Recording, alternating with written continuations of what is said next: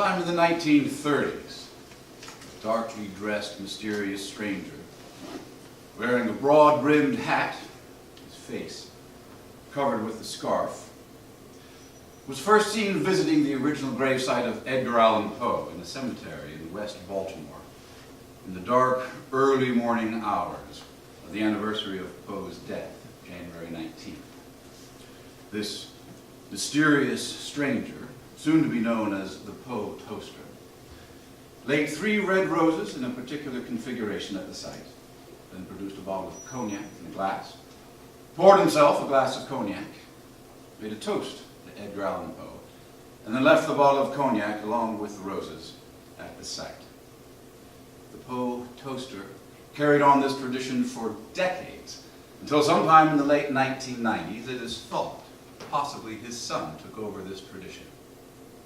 The last time the Poe Toaster was seen was the bicentennial of Edgar Allan Poe's birthday, January 19th, 2009. Good evening, and welcome to Cognac and Roses, a toast to Edgar Allan Poe. We hope you will enjoy your time with us here tonight as we cast a spell of words drawn from some of our favorite Poe poems and short stories and pull you out of the mundane and into the darkly imaginative, brilliantly captivating, and hauntingly phantasmagoric world of Edgar Allan Poe. Now, just as you strive to suppress your vices, please silence your electronic devices. Sit back, relax, and enjoy. All that we see or see is but a dream within a dream.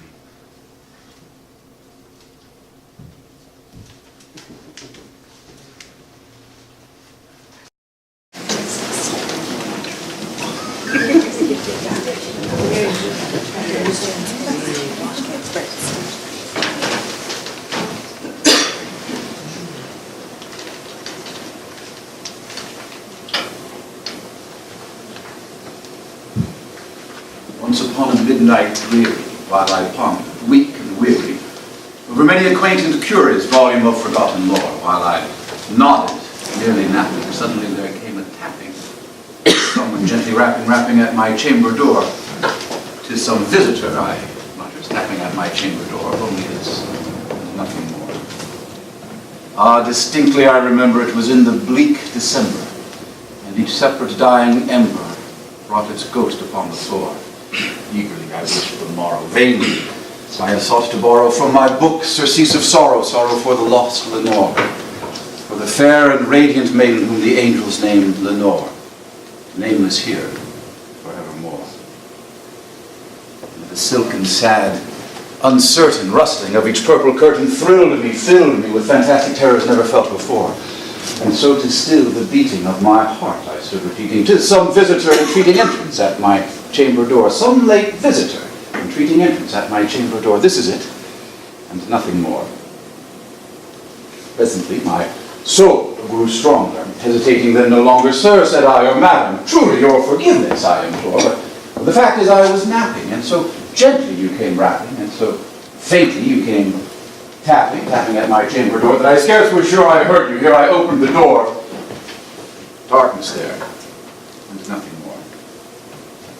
Deep into that darkness peering, long I stood there, wondering, fearing, doubting, dreaming, dreams no mortal ever dared to dream before. The silence was unbroken, and the stillness gave no token, and the only word there spoken was the whispered word, Lenore. To this I whispered, and an echo murmured back. Merely this, nothing more. Back into my chamber, turning all my soul within me burning. Soon again there came a tapping somewhat louder than before. Surely, said I, surely that is something at my window lattice. Let me see then what thereat is, and this mystery explore. Let my heart be still a moment, and this mystery explore. 'Tis the wind, and nothing more. Open here I flung the shutter, when with many a flirt and flutter, in there stepped a stately woman from the saintly days of yore. Not the least obeisance made, not a minute stopped or stayed. but with mien of lord or lady perched upon my chamber door, perched upon a bust of Pallas, just above my chamber door perched and sat, and nothing more. Then this ebony bird beguiling my sad fancy into smiling, by the grave and stern decorum of the countenance it wore. Though thy crest be shorn and shaven, thou, I said, art sure no craven, ghastly, grim and ancient raven wandering from the nightly shore. Tell me what thy lordly name is on the night's Plutonian shore. Quoth the raven, nevermore. Much I marvel this ungainly fowl to hear discourse so plainly, though its answer little meaning, little relevancy bore. We cannot help agreeing that no living human being ever yet was blessed with seeing bird above his chamber door, bird upon a sculptured bust above his chamber door, with such name as nevermore. The raven sitting lonely on that placid bust spoke only that one word, as if his soul in that one word he did outpour. Nothing farther than this, not a feather then he fluttered, till I scarcely more than muttered, other friends have flown before. On the morrow he shall leave me, as my hopes have flown before. Then the bird said, nevermore. I started at the stillness broken by reply so aptly spoken. Doubtless, I said, what it utters is its only stock and store, caught from some unhappy master whom unmerciful disaster followed fast and followed faster, till his songs one burden bore, till the dirges of his hope that melancholy burden bore of never, nevermore. The raven, still beguiling my sad fancy into smiling, was straight I wheeled a cushioned seat in front of bird and bust and door. Then upon the cushion sinking, I betook myself to linking fancy unto fancy, thinking what this ominous bird of yore, what this grim, ungainly, ghastly, gaunt, and ominous bird of yore meant in croaking. Nevermore. This I sat engaged in guessing, but no syllable expressing the fowl whose fiery eyes now burned into my bosom's core. This and more I sat divining, with my head at ease reclining on the cushion's velvet lining that the lamplight gloated o'er, but on whose velvet violet lining was the lamplight gloating o'er, she shall press, ah, nevermore. Then methought the air grew denser perfume by an unseen censer swung by seraphim, whose footfalls tinkled on the tufted floor. Wretch, I cried, thy God hath lent thee, by these angels he hath sent thee respite and nepenthe from thy memories of Lenore. Quaff, oh quaff this kind nepenthe, and forget this lost Lenore. Quoth the raven, nevermore. Prophet, said I, thing of evil, prophet still if bird or devil, whether tempter sent or whether tempest tossed thee here ashore, desolate yet all undaunted, on this desert land enchanted, on this home by horror haunted, tell me truly I implore, is there balm in Gilead? Tell me I implore. Quoth the raven, nevermore. Prophet, said I, thing of evil, prophet still if bird or devil, by that heaven that bends above us, by that God we both adore, tell this soul with sorrow laden, if within the distant Aidenn it shall clasp the sainted maiden whom the angels name Lenore, clasp the rare and radiant maiden in the angel's name Lenore. Quoth the raven, nevermore. Be that word our sign of parting, bird or fiend, I shrieked upstarting. Or get thee back into the tempest and the night's Plutonian shore. Leave no black plume as a token of the lie thy soul hath spoken. Leave my loneliness unbroken. Quit the bust above my door. Take thy beak from out my heart, and take thy form from off my door. Quoth the raven, nevermore. And the raven never flitting, still is sitting on the pallid bust of Pallas, just above my chamber door, and his eyes have all the seeming of a demon's that is dreaming. The lamplight o'er him streaming throws his shadow on the floor, and my soul from out that shadow that lies floating on the floor shall be lifted, nevermore.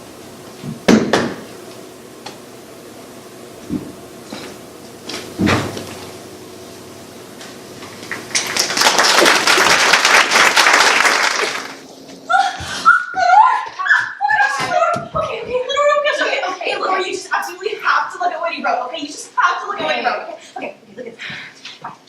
It was many a year ago in a kingdom by the sea that made there lived whom you may know by the name of Annabelle Lee. And this maiden lived no other thought than to love and be loved by me. I was a child and she was a child in this kingdom by the sea. Oh, we loved her, the love was more than love. I am my Annabelle Lee, with the love of the winged spirits of heaven coveted her and me. And this was the reason that long ago in this kingdom by the sea, that a wind blew out of a cloud, chilling my beautiful Annabelle Lee, so that her highborn kinsman came and bore her away from me, to shut her up in a sepulchre in this kingdom by the sea. The angels not half so happy in heaven, envying her and me. Yes, that was the reason, as all men know, in this kingdom by the sea, that the wind came out of the cloud by night, chilling and killing my Annabelle Lee. But our love was far stronger than the love of those who were wiser than we, and of those who were older than we. And neither the angels in heaven above nor the demons down below the sea could ever dissever my soul from the beautiful Annabelle Lee. For the moon never beams without bringing me dreams of the beautiful Annabelle Lee, and the stars never rise but I feel the bright eyes of the beautiful Annabelle Lee. And so all the night I lie down by the side of my darling, my life and my bride, and the sepulchre there by the sea, and her tomb by the sounding sea. Honey, he just killed you.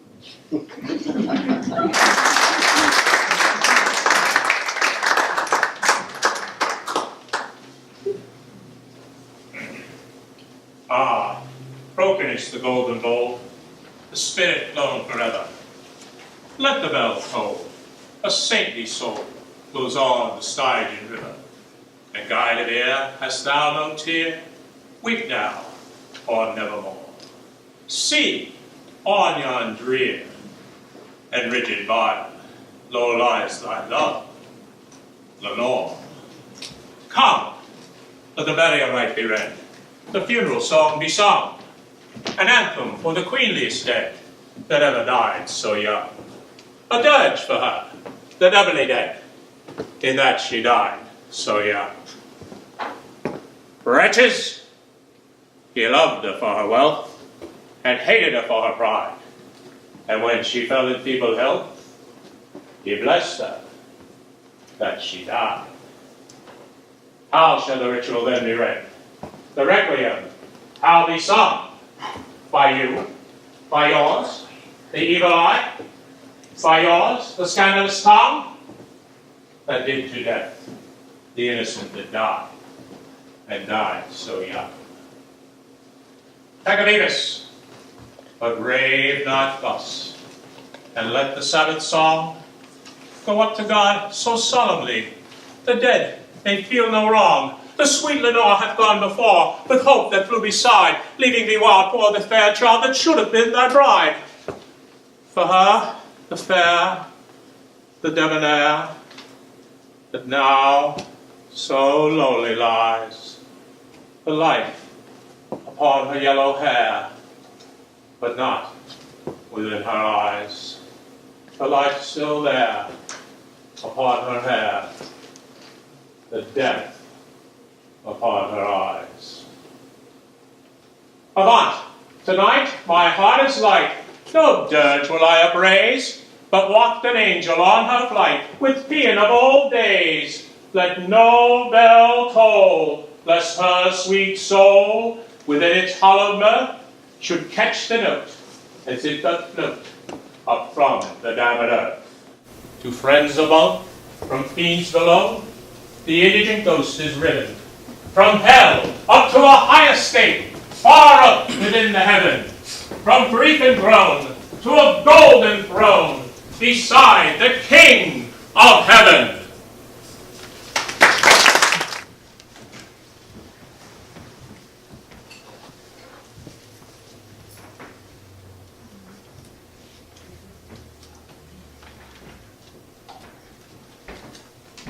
I was sick unto death with that long agony. And when they at length unbound me, and I was permitted to sit, I felt that my senses were leaving me. The sentence, the dread sentence of death. was the last of distinct accentuation which reached my ears. After that, the sound of the inquisitorial voices seemed merged in one dreamy, indeterminate hum. All this but for a moment. For a while, I saw, but with how terrible an exaggeration! I saw the lips of the black-robed judges. They appeared to be white, whiter than the sheet from which I read these words, and thin, even to grotesqueness, thin with the intensity of their expression, of firmness, of immovable resolution, of stern contempt of human torture.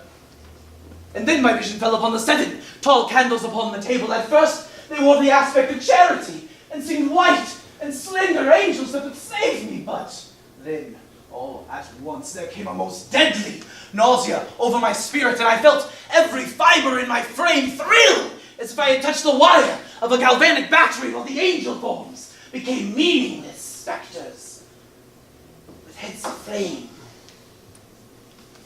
And I saw that from them there would be no help.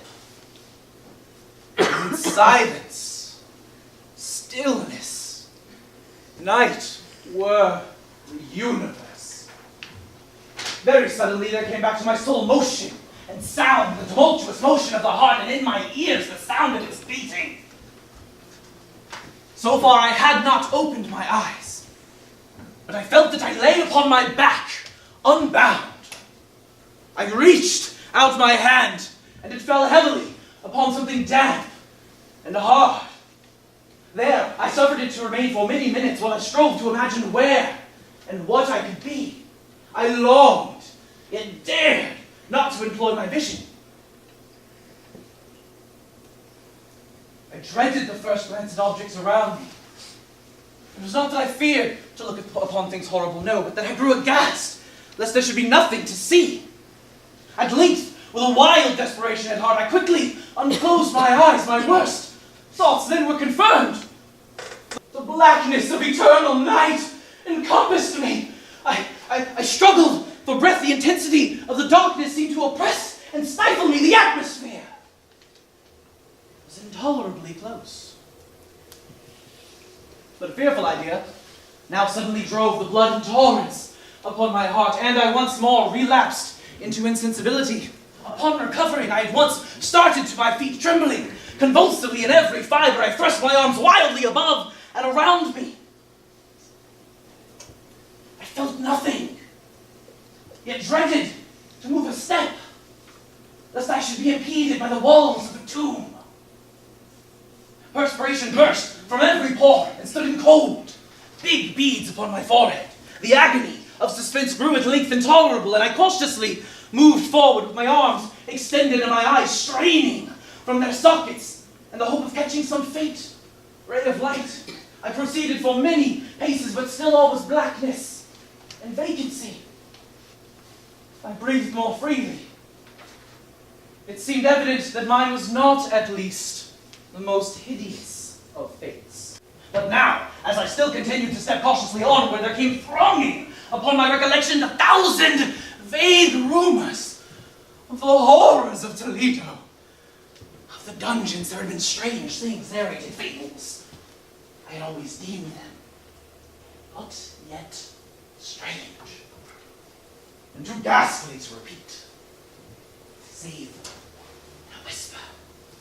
Was I left to perish of starvation in this subterranean world of darkness, or what? Fate, perhaps, even more fearful, awaited me. That the result would be death, and a death of more than customary bitterness. I knew too well the character of my judges to doubt. The mode and the hour were all that occupied or distracted me.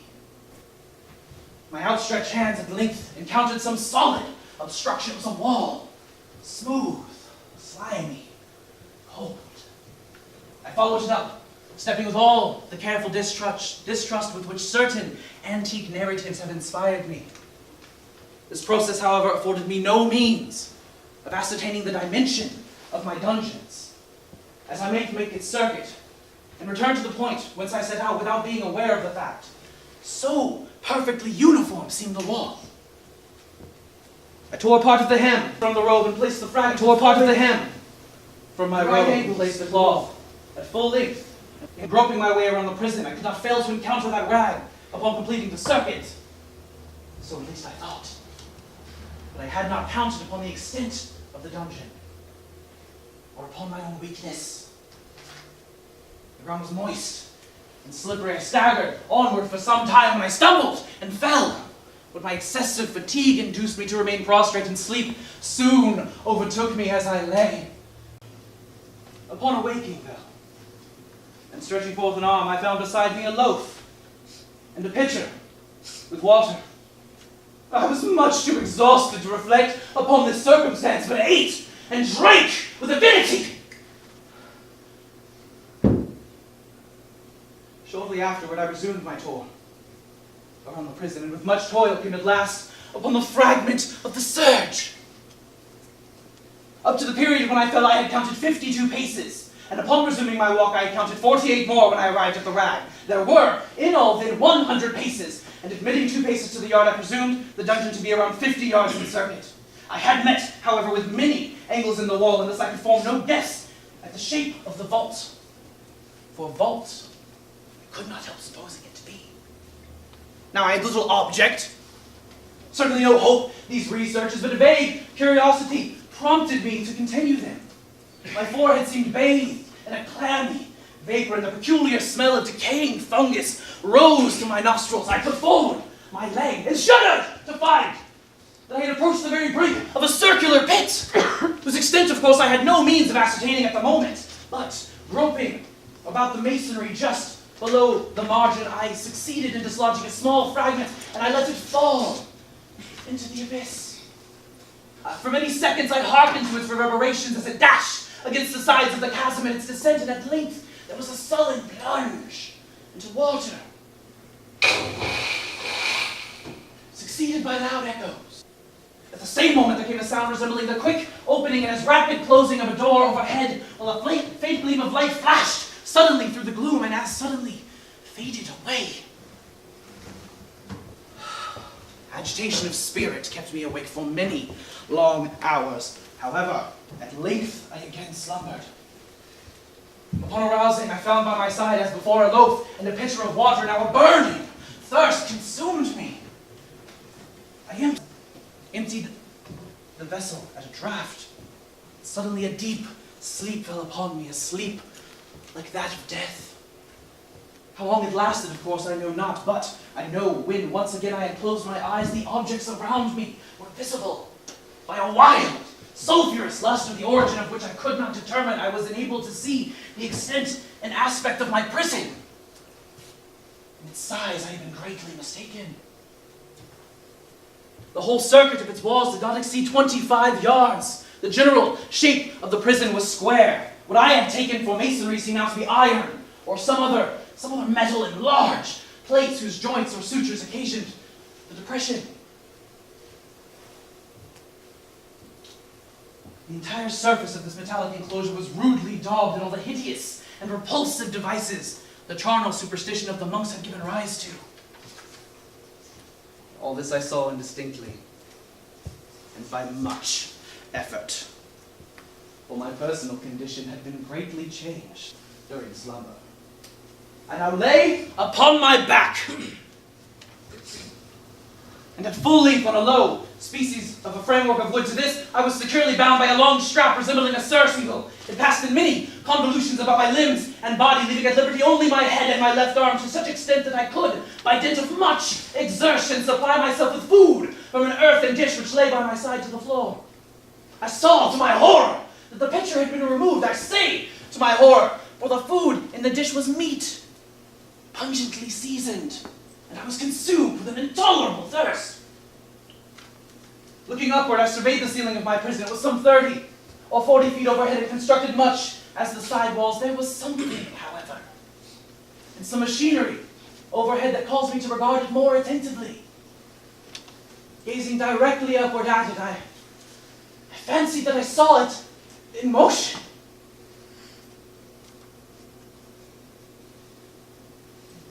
In an instant afterward, the fancy was confirmed. Its sweep was brief and, of course, slow. I watched it for many minutes, somewhat in fear, but more in wonder. Wearied at length with observing it for so long, I turned my attention to the other objects in the cell.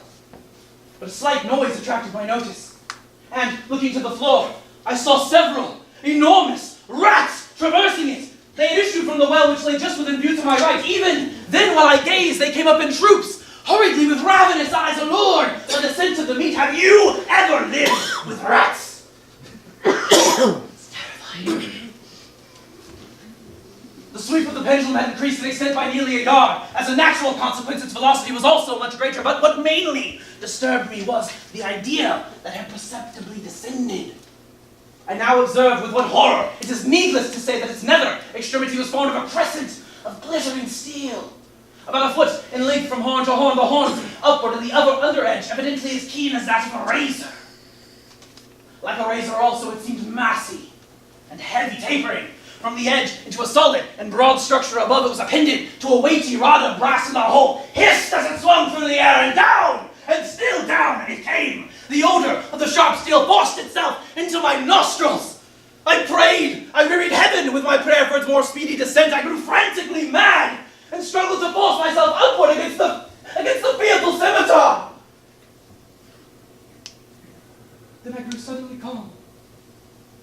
Am I smiling at the glittering death? Like a child at some rare bauble. The vibration of the pendulum was at right angles to me. I saw that the crescent was designed to cross the region of the heart. It would fray the surge of my robe. It would return and repeat its operations again and again, but notwithstanding its terrifically wide sweep, some 30 feet or more, and the hissing vigor of its descent, sufficient enough to sunder these very walls of iron, still the fraying of my robe would be all that for several minutes it would accomplish. And at this thought I paused. I dared not go further than this reflection. But down! And still down it crept. I took a frenzied pleasure in contrasting its downward with its lateral velocity to the right, to the left, far and wide, with the shriek of a damned spirit to my heart, with the stealthy pace of the tiger. I alternately howled and laughed as the one or the other idea grew predominant, and down, certainly, relentlessly down, it crept within 3 inches of my bosom. I struggled violently, furiously to free my left arm. This was free only from the elbow to the hand. I could reach the latter from the platter beside me to my mouth with great effort, but no farther. I quivered in every nerve to think how slight a sinking of the machinery would precipitate that keen, glistening axe upon my bosom. It was hope that prompted the nerve to quiver, the frame to shrink. It was hope, the hope that whispers the death condemned, even in the dungeons of the Inquisition.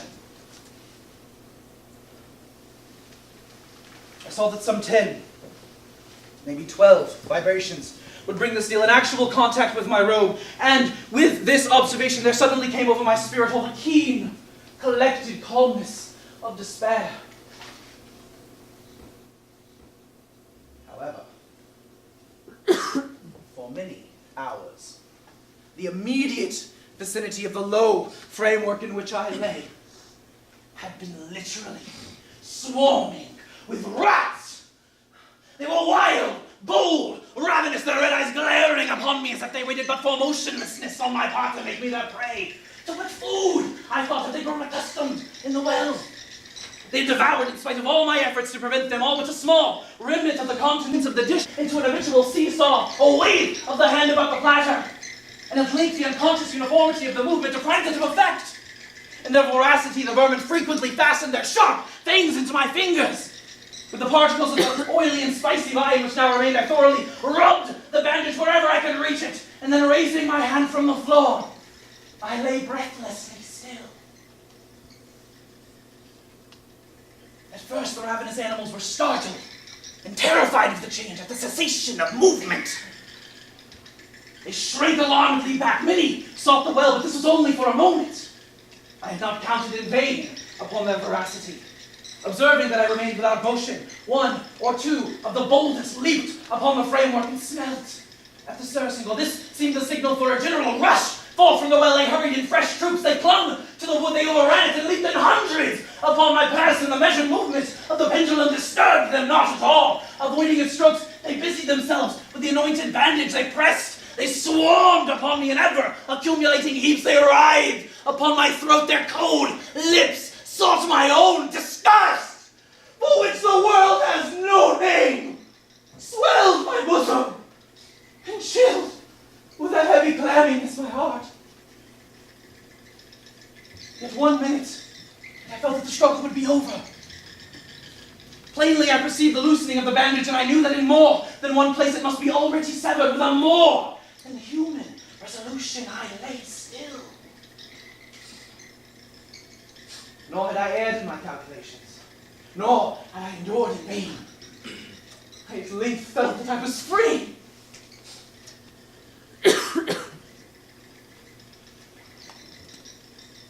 And with a steady movement, cautious, sidelong, shrinking, and slow, I slid from the embrace of the bandage and beyond the reach of the fearful scimitar. I breathed freely. I truly was free. Free was taking place, but not long was I left in doubt. The inquisitorial vengeance had been hurried by my twofold escape, and there was to be no more dallying with the king of terrors. The room had been square. I saw that 2 of its iron angles were acute, 2 consequently obtuse. The fearful difference quickly increased with a low rumbling or moaning sound. In an instant, the apartment had shifted its form into that of a lozenge. But the alteration stopped not here. I neither hoped nor desired to stop. I could have clasped the red walls to my bosom as a garment of eternal peace. No! No, I shouted! Any death but that of the pit! Fool! Might I have not known that into the pit it was the object of the burning iron to urge me? Could I resist its blow, or if even that, could I withstand its pressure? And now flatter and flatter grew the lozenge with a rapidity that left me no time for contemplation. Its center, and of course its greatest width, came just over the yawning gulf. I shrank back, but the closing walls pressed me resistlessly onward. At length, for my seared and writhing body, there was no longer an inch of foothold on the firm floor of the prison. I struggled no more, but the agony of my soul found vent in one loud, long, and final scream of despair.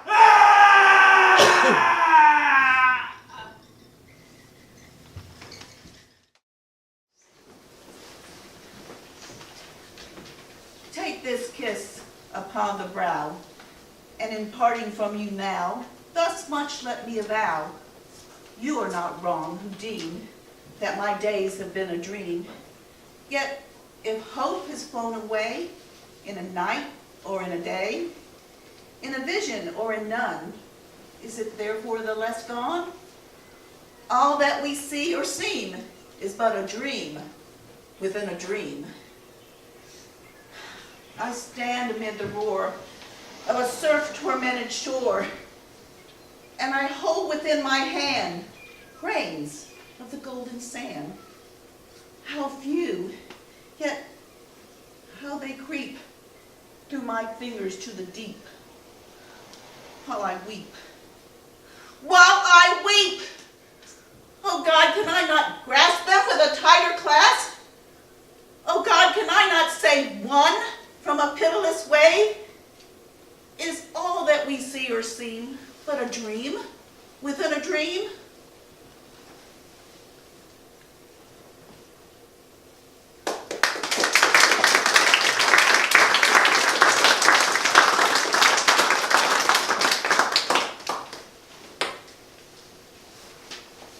In visions of the dark night, I have dreamed of joy departed, but a waking dream of life and light hath left me broken-hearted.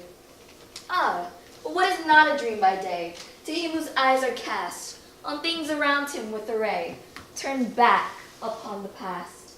That holy dream, while all the world were chiding, hath cheered me as a lovely beam, a lonely spirit guiding. What though that light, through storm and night, so trembled from afar? What could there be more purely bright, in truth's day star.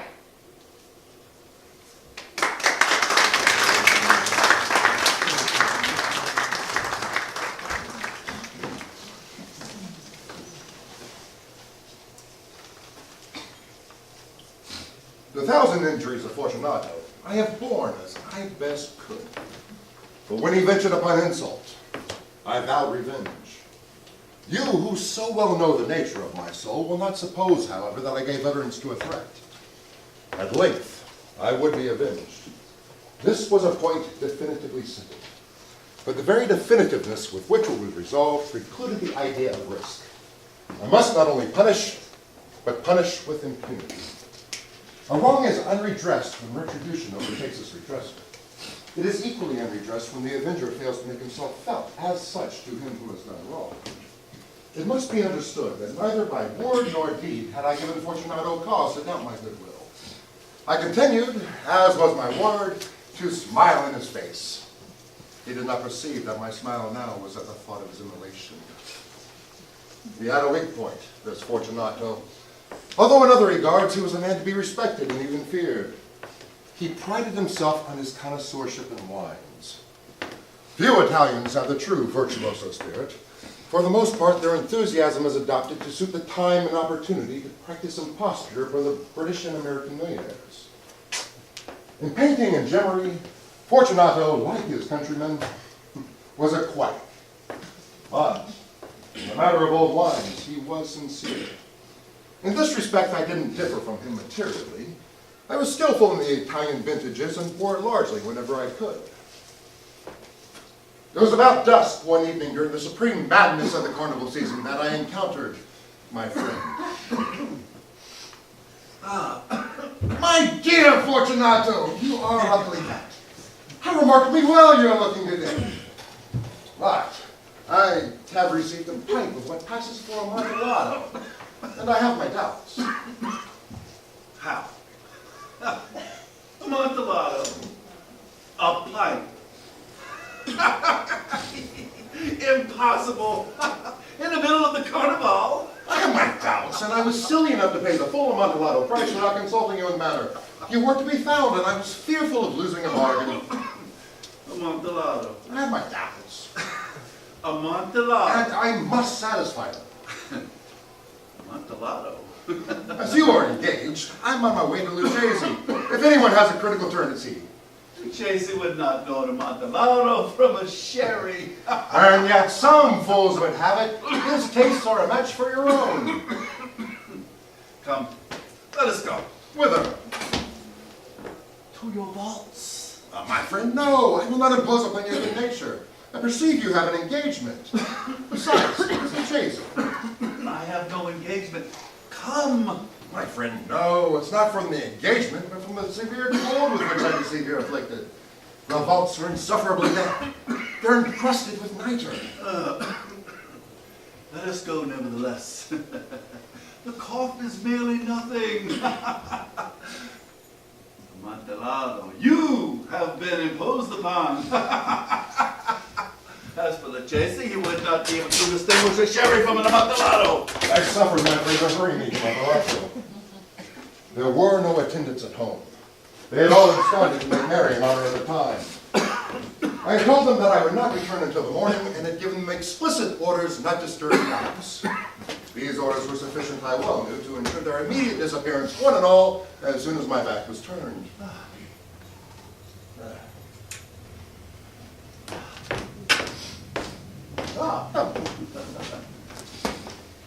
The pipe? Oh, it's further on. But observe the white webwork which gleams from these cavern walls. Neither. Neither. How long have you had that cough?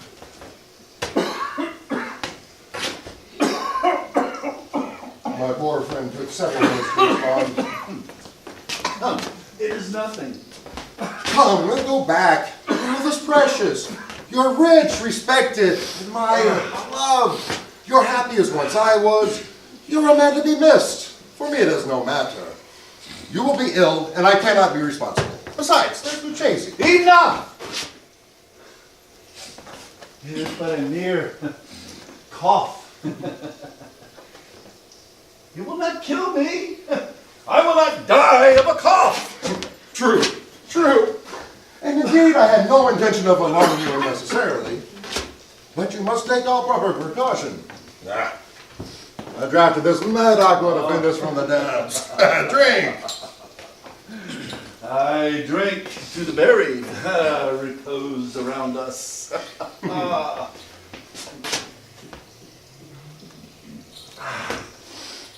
And I to your long life. These vaults are extensive. The Montresors were a great and numerous family. I forget your arms. A huge human foot in a field azure. The foot crushes a serpent rampant whose fangs are embedded in the heel. And the motto? Nemo me impune licet. Good. The nitre, see, it increases. Indeed, it is very damp. Are we Once beneath more. the river? Yes, we are underneath the river's bed. The drops of moisture trickle down among the bones. Come, we'll go back here, it's too late. Your cough. It is nothing. The cough is merely nothing. Let us go on. But first, another draft of the Medoc, huh?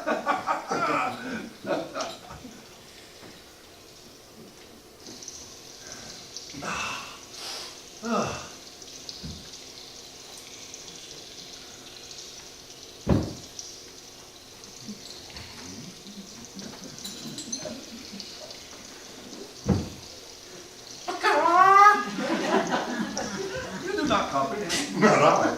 Then you are not of the Brotherhood. How? You are not a Mason. Yes. You? Impossible. A Mason. A Mason. A sign. A sign. It's this.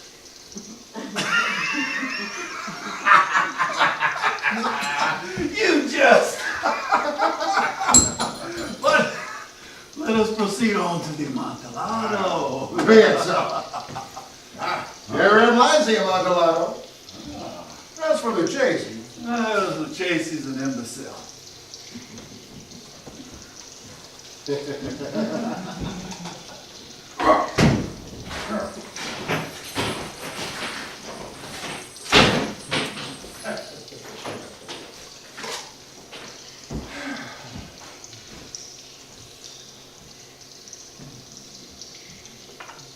pass your hand over the wall.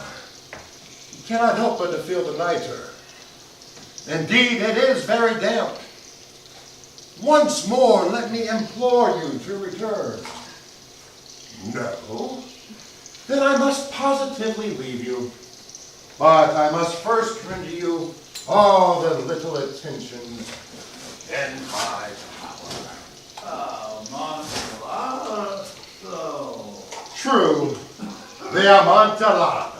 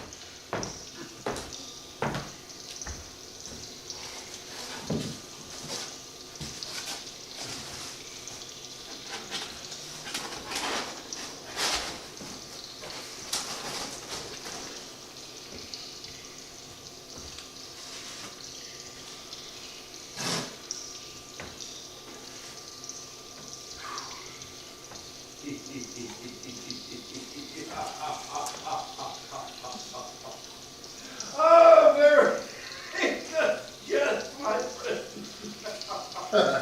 An excellent jest. We shall have a great laugh about it over our wine. Via Amontillado. Yes. The Amontillado.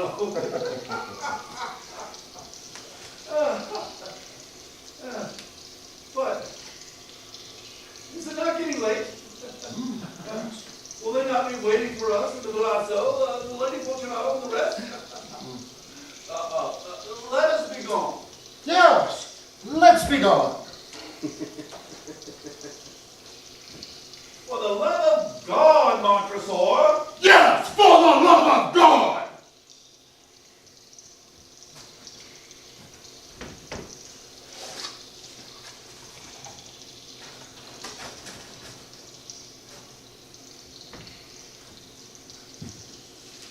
Fortunato.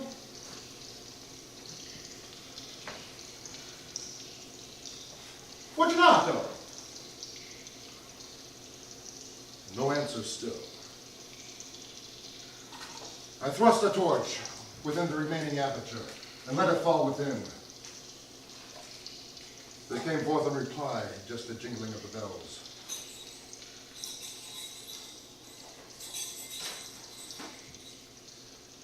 My heart grew sick on account of the dampness in the catacombs. I hastened to make an end to my labor. I forced the last brick into position.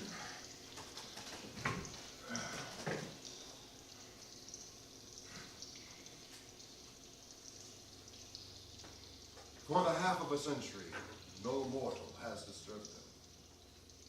In pace, requiescat.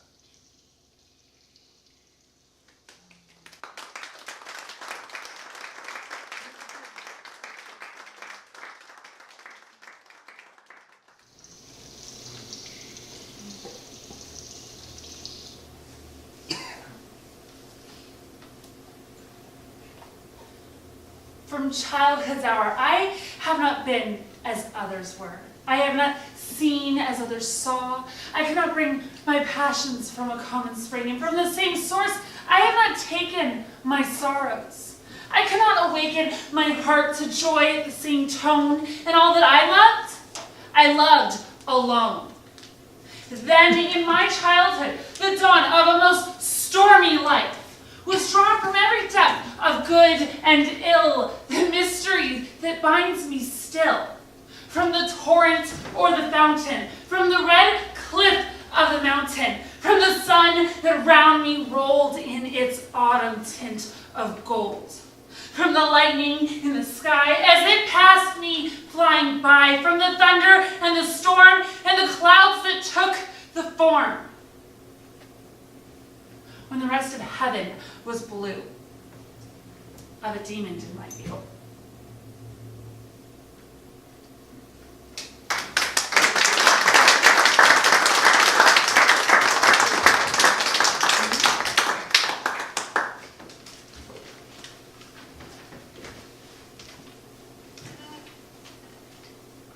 Lo! 'Tis a gala night within the lonesome latter years.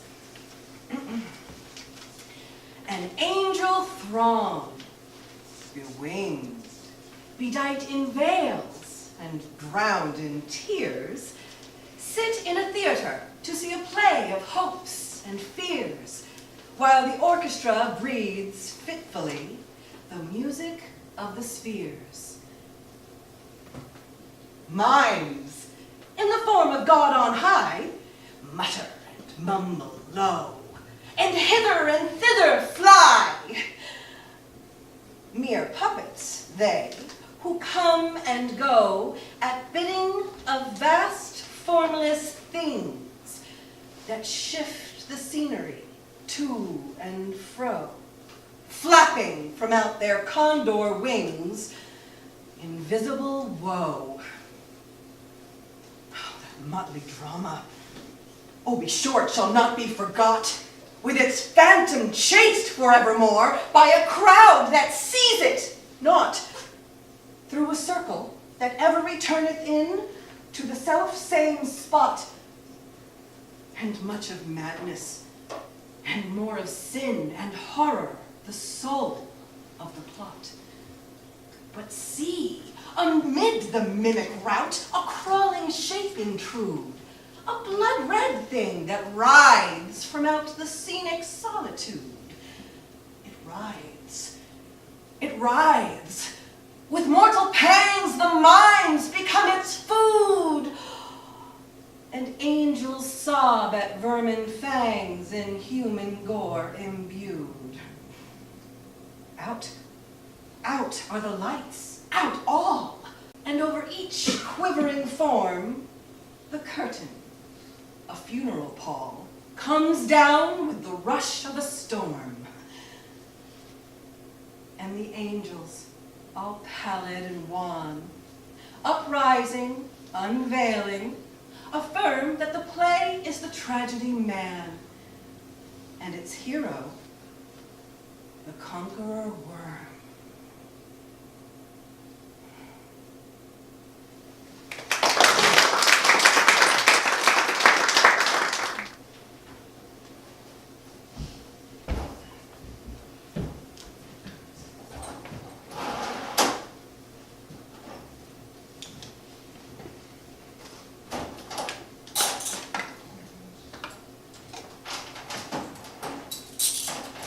Ladies and gentlemen, what you are about to hear is the story of case 10238, as told by the perpetrator in his own words.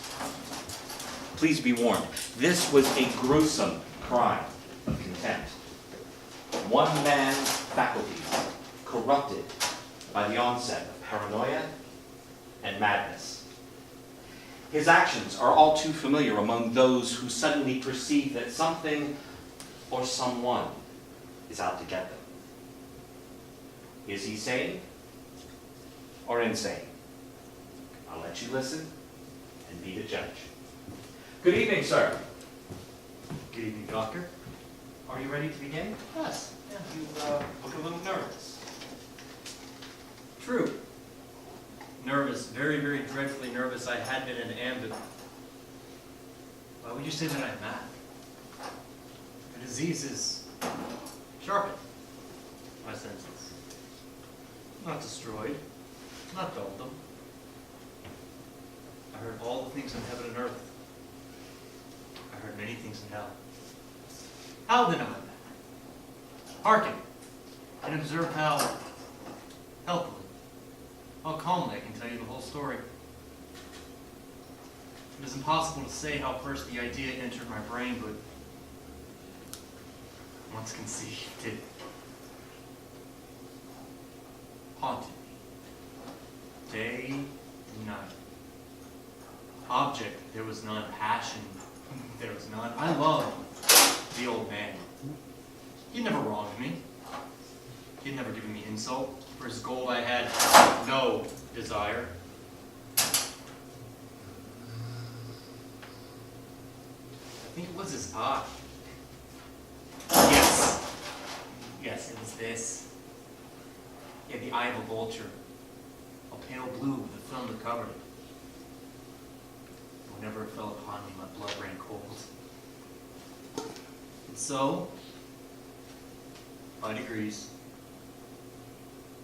very gradually, I made up my mind to take the life of the old man.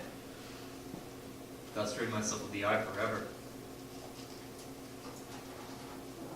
Now at this point, you fancy me mad.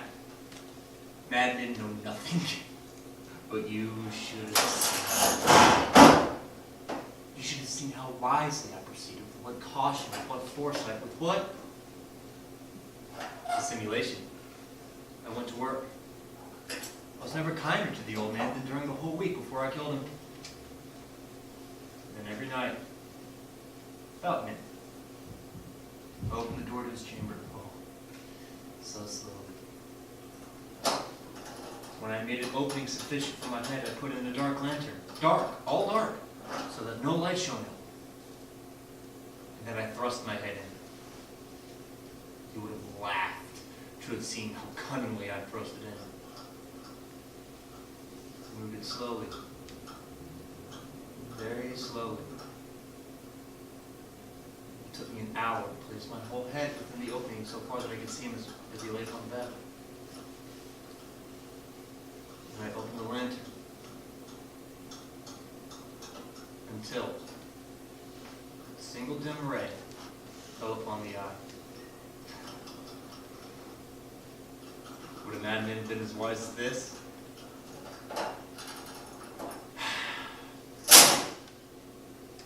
But I found the eye was closed. So it was impossible to do the work. For, you see, it was not the old man that vexed me.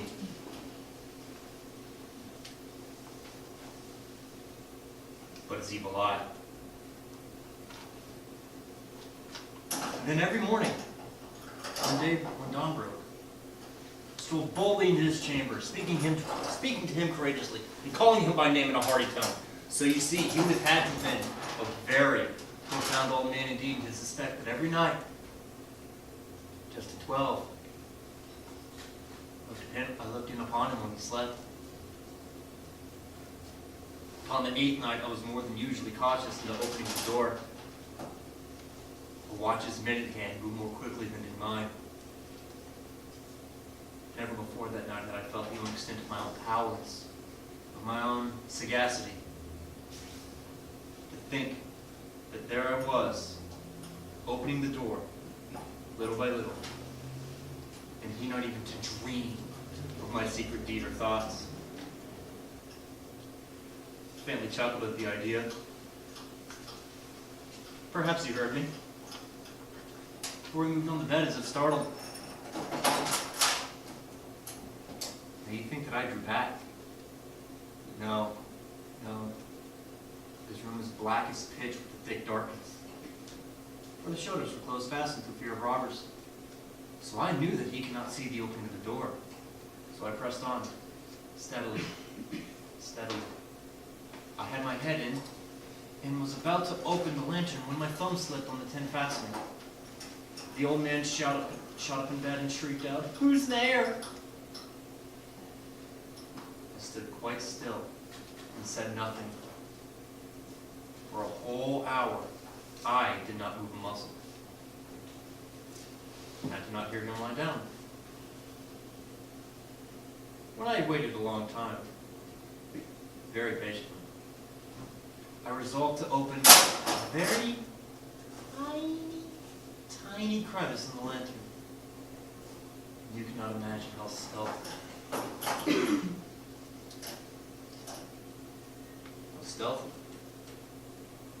Until, at length, a single dim ray, like the thread of a spider, shot out of the crevice and fell full upon the vulture eye.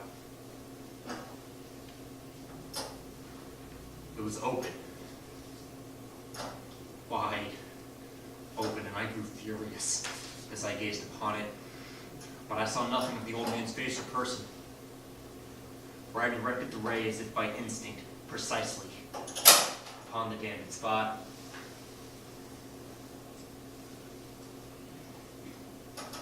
And have I not told you that what you mistake for madness is but fortuitous of the sense? Now I say, there came to my ears a low, dull, quick sound, such as a watch makes when enveloped in cotton. I knew this sound well too. It was the beating of the old man's heart. It increased my fury, as the beating of a drum stimulates a soldier into courage. But even yet I refrained and held still.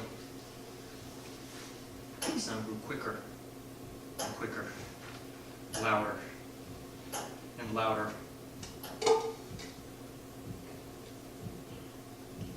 The old man's terror must have been extreme. It grew quicker, I say louder, louder, every moment. Do you mark me well that I told you that I am nervous? So I am! Now, in the dead hour of the night, Amid the dreadful silence of that old house, so strange a noise as this excited me to uncontrollable terror, but yet still I refrained and kept still. It grew quicker and quicker, louder and louder. I thought the heart might burst. And then a new anxiety seized me. The sound would be heard by a neighbor. The old man's hour had come. With a loud yell, I leaped into the room and threw open the lantern. He shrieked once, and once only. In an instant, I dragged him to the floor and pulled the heavy bed on top.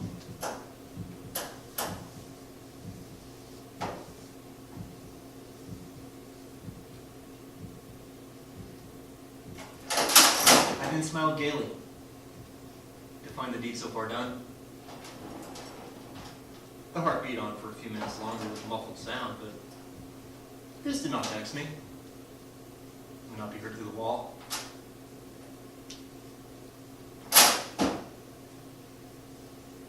At length it ceased. The old man was dead. I removed the bed and examined the corpse. Yes, he was found dead. I placed my hand upon the heart and held it there for many minutes, but there was no pulsation. He was stone dead.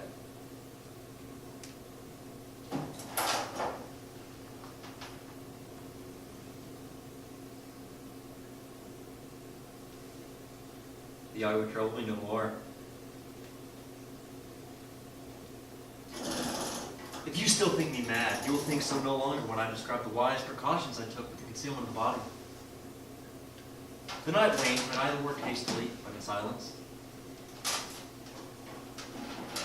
First of all, I dismembered the corpse, cut out the arms, the legs, and the head. I then took up 3 planks from the flooring of the chamber and deposited it all between the scantlings. I replaced them so cunningly, so cleverly, that no human eye, not even his, could have ever detected anything wrong. There was nothing to wash out, no stain of any kind, no blood spot whatsoever. I had been too clever for that. A tub had caught it all.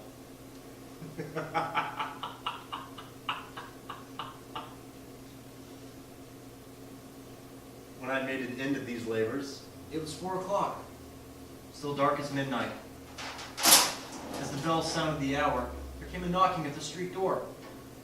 I went down to answer it with a light heart, for what had I to fear? There entered 3 men who introduced themselves with perfect suavity as officers of the police. A shriek had been heard by a neighbor. Suspicions of foul play had been aroused. Information had been lodged at the police office, and they, the officers, had been deputed to search the premises. I smiled, for what had I to fear? Ladies and gentlemen, I welcome the gentleman. The shriek, I said, was my own in a dream. The old man was absent in the country. I led them all over the house. Search! Search well. At length I led them to his chambers. Showed them his treasures. Secure. Undisturbed. In the enthusiasm of my confidence, I brought chairs into the room and desired them here to rest from their fatigues, while I, in wild audacity of my perfect triumph, placed my own chair upon the very spot which reposed the corpse of the victim. The officers were satisfied. My manner had convinced them. I was singularly at ease. They sat. While I answered cheerily, they chatted of familiar things.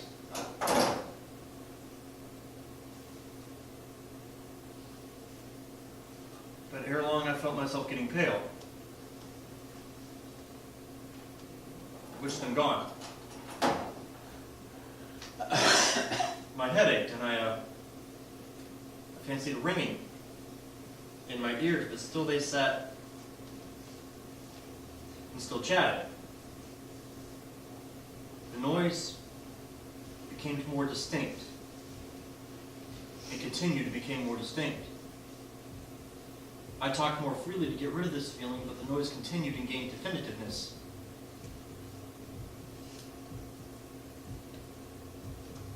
Until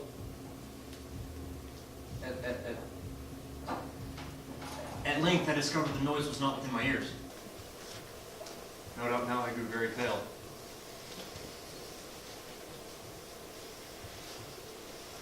I talked more freely in a higher key, but the noise steadily increased, and oh God, what could I do? It was a low, dull, quick sound.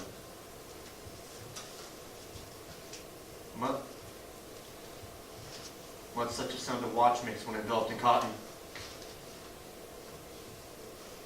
I spoke more vehemently, more quickly, but the noise steadily increased. I argued about trifles and the height of violent gesticulations, but the noise steadily increased. I arose and strode the floor to and fro with heavy strides, as if excited to fury about the observations of the men. Why would they not be gone? Oh God. I grated the chair upon which I had been sitting and grated across the floorboards, but the noise arose over all and continually increased. It grew quicker and quicker, louder.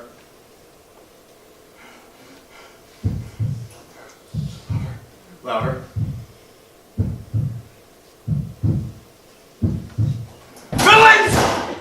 I shrieked to someone no more, I admit the deed!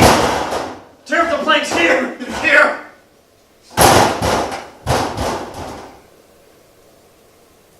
It is the beating of his hideous heart.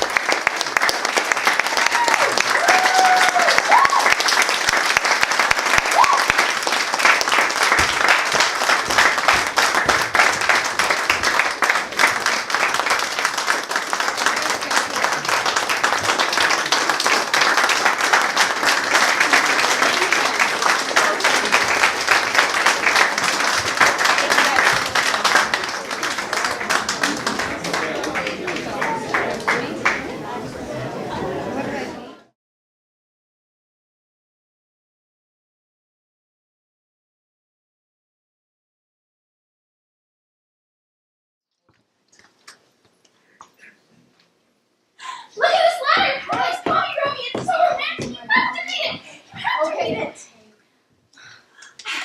It was many a year ago, in a kingdom by the sea, that a maiden there lived, whom you may know by the name of Annabel Lee. And there the maiden she lived no other thought than to be loved and loved by me. I was a child as she was a child in this kingdom by the sea, but we loved with a love that was more than love. I and my Annabel Lee, with the love of the winged stars of heaven, coveted her and me. And it was that reason that long ago, in the kingdom by the sea, that a wind blew out, chilling my beautiful Annabel Lee, so that her high-born kinsman came and bore her away from me, to shut up in a sepulchre in the kingdom by the sea. The angels not half so happy in heaven, when envying her and me. Yes, that was the reason, as all men know, in this kingdom by the sea, that the wind came out of the cloud by night, chilling and killing my Annabel Lee. But it was a love that was stronger by far than the love of those who are older than me, and of those that are wiser than me, and near the angels in the heaven above, who the demons down under the sea, can ever dissever my soul from the soul of the beautiful Annabel Lee. For the moon never beams without bringing me dreams of beautiful Annabel Lee, and the stars never rise but I fill the bright eyes of the beautiful Annabel Lee. And so all the night I lie down by the side of my darling, my life and my bride, and her sepulchre there by the sea, and her tomb by the sounding sea. Honey, he just killed you. Oh.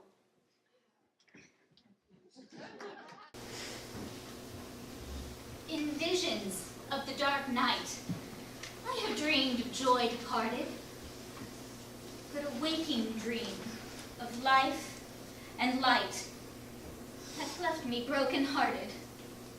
Though, but is not a dream by day to him whose eyes have cast upon things around him like a ray